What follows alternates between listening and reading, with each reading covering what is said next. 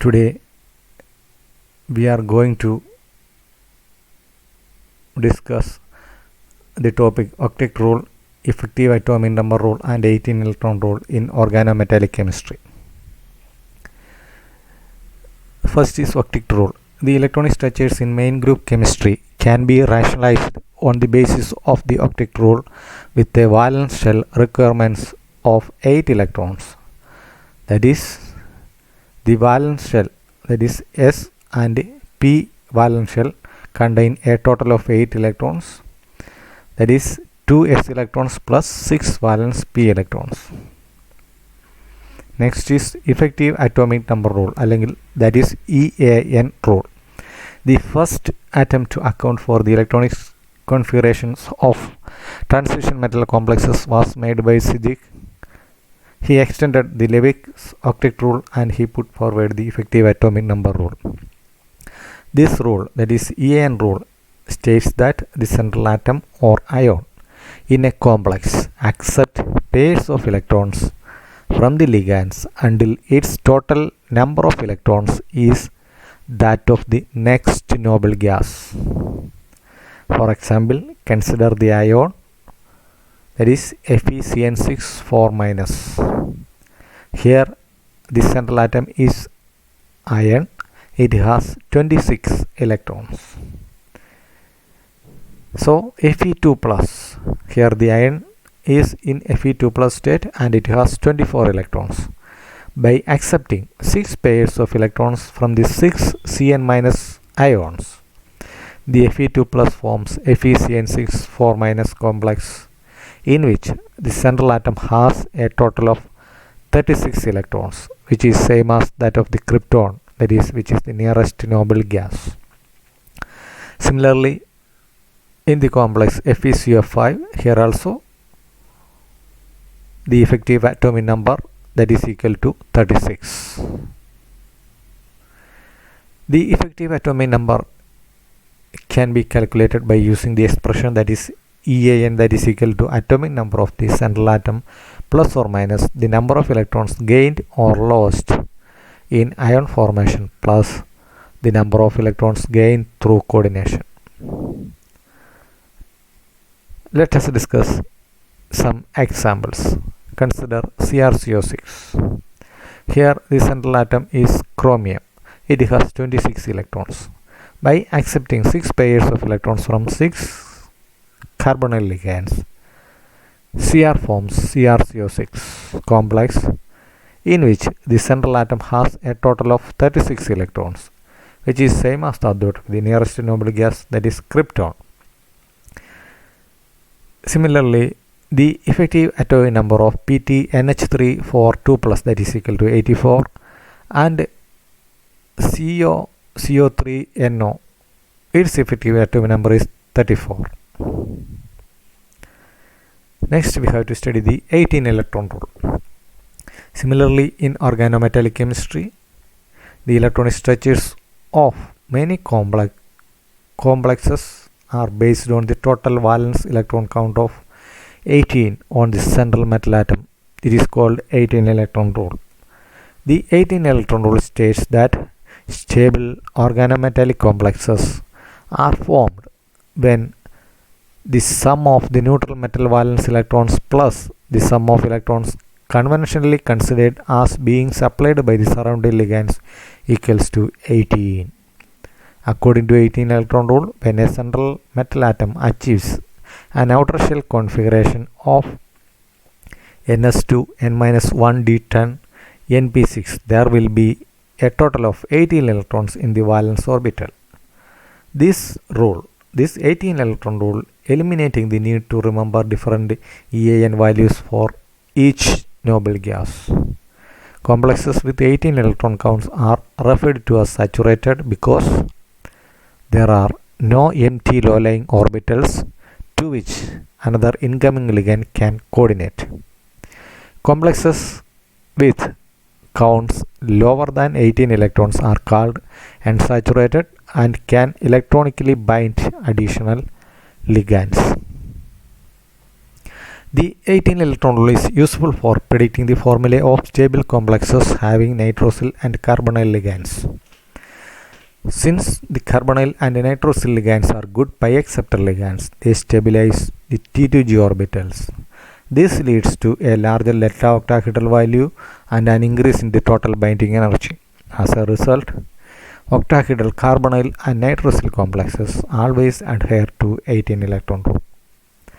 If the delta octahedral value is small, as in the case of first transition metals, the antibonding Eg star orbitals are also occupied, that resulting in stable complexes with 19 electrons, 20 electrons, 21 electrons and 22 electrons. Tetrahedral and square planar complexes do not obey 18 electron rules due to structural peculiarities. Square planar complexes are said to obey 16 electron rules. Hence, we can say that 80 electron rule is obeyed when the central metal atom is electron rich and the ligands are good pi acceptors. Next, we have to study how we can count the 18 valence electrons in organometallic compounds. There are several schemes exist for counting the 18 valence electrons in organometallic compounds. Among these, two methods are very useful for electron counting. Method A, it is called donor pair method. This method considers ligands to donate electron pairs to the metal. To determine the total electron count, one must take into account the charge on each ligand and determine the formal oxidation state of the metal. This can be illustrated by using the following two examples of classic 80 electron complexes, that is CrCO6 and eta5C5H5 FeCO2Cl. First, let us take CrCO6. Here the chromium atom has 6 electrons outside its noble gas core. For transition metals, the only electrons that are counted are the s and d electrons beyond the noble gas core. Each carbon monoxide ligand is considered to act as a donor of 2 electrons. Thus, the total electron count is chromium 6 electrons, 6 carbon monoxide ligand, that is equal to 6 into 2 electrons, that is equal to total electrons. So, the total electron count, that is equal to 18 electrons. Let us take the next example, eta5C5H5 FeCO2Cl. As usual, carbon monoxide is counted as 2 electron donor. Chloride is considered as Cl minus, which is also a donor of 2 electrons.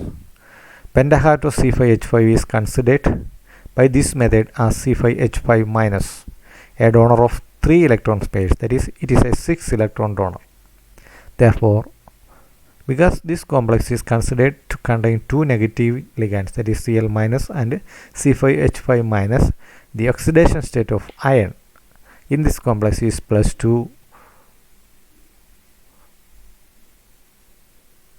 and the iron has 6 electrons. Therefore, the electron count in the molecule eta5C5H5 FeCO2Cl is therefore Fe2 gives 6 electrons, eta5C5H5 minus gives 6 electrons, 2 carbon monoxide ligands gives 4 electrons, and 1 Cl minus gives 2 electrons. All together gives a total of 18 electrons. The second method is neutral ligand method. This method uses the number of electrons that would be donated by the ligands if they were neutral. For neutral ligands such as carbon monoxide, donated electrons are counted in the same way as that in the method A. For monoatomic ligands derived from ions, ligands are considered to donate the number of electrons equal to their negative charge as free ions. For example, Cl minus, it is 1 electron donor, O2 minus, it is 2 electron donor, N3 minus, which is 3 electron donor. To determine the total electron count by this method, one does not need to determine the oxidation state of the metal. Consider CrCO6 because the only one ligand in this compound is neutral carbon monoxide. Therefore, the total electron count is identical to that of the electron count by the method A. Let us take the example eta5C5H5 FeCO2Cl. In this method, eta5C5, which is now considered as a neutral ligand, in which it would be contribute 5 electrons, that is, electron count is identical to its hapticity. Carbon monoxide is again a 2 electron donor and Cl is a 1 electron donor. An iron atom has 8 electrons beyond the noble gas core. Therefore, the electron count is iron atom gives 8 electrons, eta5C5H5 5 electrons, 2 carbon monoxide molecule gives 4 electrons, and chlorine Cl gives 1 electron. Altogether gives 18 electrons.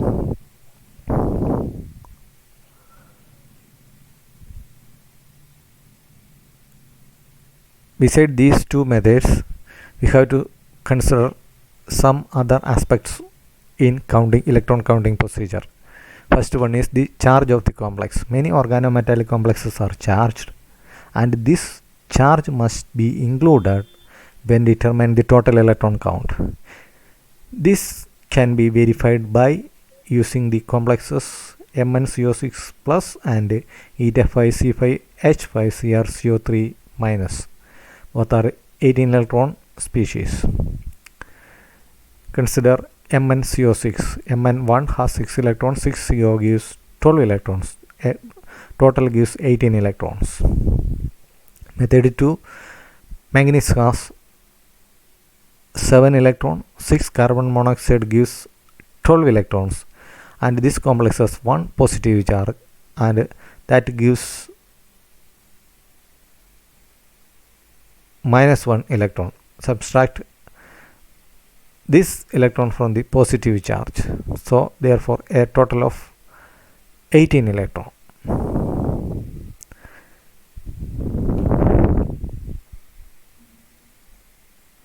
Similarly, eta5C5H5CrCO3 minus. Method A, chromium 0 has 6 electrons, 3 carbon monoxide gives 6 electrons, and eta5C5H5 that gives 6 electrons, altogether gives 18 electrons. According to method B, chromium has 6 electrons, 3 carbon monoxide gives 6 electrons, and eta5C5H gives 5 electrons, and the complex has 1 negative charge. So the 1 negative charge should be added to this complex because altogether the complex is negative. So the total electron count is equal to 80. Another aspect we have to consider in electron count is metal-metal bond. A metal-metal bond is equivalent to an electron pair. In general, these electrons are assigned equally to the metal atom. If there is a single metal-metal bond, 2 electrons in the bond, 1 electron per metal. If there is a metal-metal double bond, there are 4 electrons in the bond, 2 electrons per metal. If metal-metal triple bond, 6 electrons in the bonds, 3 electrons per metal. For example, consider the dimeric complex CO5 Mn CO5. The electron count as per manganese atom by both the method is equal to manganese 7 electrons, 5 carbon monoxide ligands, that gives the 10 electrons, and 1 Mn bond that gives 1 electron. Total valence electron count, total electron count, that is equal to 80. The electron counting method used is a matter of individual preference. Method A has the advantage of including the formal oxidation state of the metal, but may tend to overemphasize the ionic nature of some metal ionic bonds. Method B is often quicker, especially for ligands having extended pi system. For example, eta5 ligands have an electron count of 5, eta3 ligands have an electron count of 3, and so on. Also, method B has the advantage of not requiring that the oxidation state of the metal must be assigned. Other electron counting schemes have also been developed. It is generally best to select one method and to use it consistently. The electron counting schemes for some common ligands. Hydrogen ligand, that gives, according to method A, it gives 2 electrons, and method B, it gives 1 electron. Fluorine, chlorine, bromine, iodine. Method A gives donate 2 electrons, and method B gives 1 electron. Consider the ligand OH. According to method 1, it donates 2 electrons, and based on the method B, the electron count for OH is 1. Similarly, some other examples are given below.